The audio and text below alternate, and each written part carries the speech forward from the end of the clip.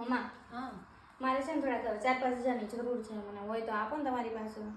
4,000ની જરૂર છે કે 5,000ની? તમારે જેટલા આપો એટલા આપો ને. ના એવું નહીં, મને કન્ફર્મ કે તારા 4,000 જોઈએ છે કે 5,000? 5,000 આપી દો ને.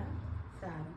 તારે ઓનલાઈન જોઈએ છે કે કેશ આપો? અરે ઓનલાઈન કે કેશ આપો ને, મારે તો પૈસાથી મતલબ છે. ના એવું નહીં, તું મને પાકું કે તારે ઓનલાઈન જોઈતા તો ઓનલાઈન, કેશ જોઈએ તો કેશ.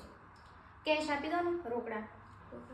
સારું, પણ એમાં તારે 500 નોટ જોઈએ છે કે 100ની? 500ની આપો કે 100ની આપો, શું ફરક પડે છે મમ્મા? ના એવું નહીં, તારે જરૂર 100ની છે કે 500ની એ મને કે, એટલે એ પ્રમાણે આપું ને. સારું 100ની આપી દો એટલે મારો છૂટા હોય ને તો કામ ચાલે. પણ માનો એક વાત કહું, હા બોલો. મારા જોડે પૈસા નથી.